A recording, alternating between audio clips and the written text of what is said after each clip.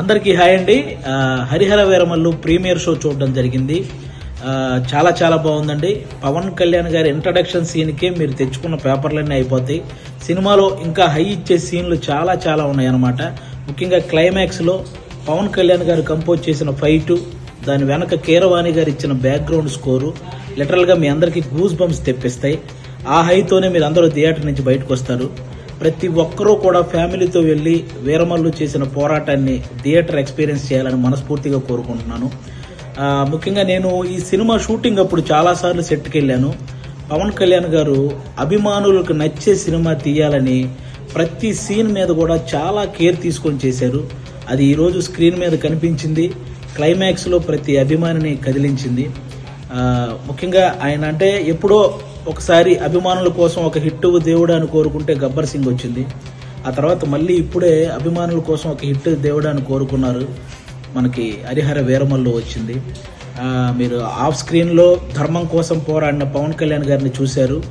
On స్క్రీన్లో ధర్మం కోసం పోరాడుతున్న హరిహర వీరమల్లును కూడా చూసి ఎంజాయ్ చేయాలని మనస్ఫూర్తిగా కోరుకుంటున్నాను. మీరు గమనించే ఉంటారు, ఆయన సినిమా జీవితంలో ఎప్పుడు ఇవ్వనన్ని ప్రెస్ మీట్లు, ఎప్పుడు చేయనన్ని ఇంటర్వ్యూలు, అలాగే 2 ప్రీ రిలీజ్ ఈవెంట్లు, ఇవన్నీ ఓన్లీ సినిమా కోసం నిలబడ్డమే కాదు, ఏఎం రత్నం గారు అనే ఒక మంచి ప్రొడ్యూసర్ కోసం నిలబడ్డమండి. నిజంగా ఆయన భారతదేశం గర్వించదగ్గ సినిమాలు ఎన్నో తీశాడు. తెలుగు, హిందీ, తమిళ్ పెద్ద పెద్ద హీరోలతో పెద్ద పెద్ద హిట్లు ఇచ్చారు. ఈరోజు పవన్ కళ్యాణ్ గారితో ఆయన పొలిటికల్ షెడ్యూల్ని దృష్టిలో పెట్టుకొని దానికి తగ్గట్టు సినిమా షెడ్యూల్ని వేసి అక్కడ పొలిటికల్ కెరీర్లో ఆయన ఒక మైలురాయి సాధించడానికి, అలాగే సినిమా కెరియర్లో ఇంకొక మైలురాయి సాధించడానికి తోడ్పడిన ఒక మంచి ప్రొడ్యూసర్ అండి ఏఎం రత్నం గారు. ఆయనకు కూడా మనందరం అండగా నిలబడాలని కోరుకోవటం కాదు, వేడుకుంటున్నాను. అందరూ ప్రతి ఒక్కరూ వెళ్ళి ఫ్యామిలీతో ఈ సినిమా చూడాలి.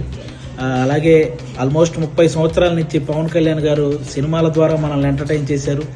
పాలిటిక్స్ ద్వారా ఎన్నో అవమానాలు పడ్డారు. కష్టాల్లో ఉన్న ఎంతో మందిని ఆదుకున్నారు. అలాంటి వ్యక్తి ఎప్పుడో కానీ మనస్ఫూర్తిగా ఒక మాట అడగడు, సినిమా చూడండి అని.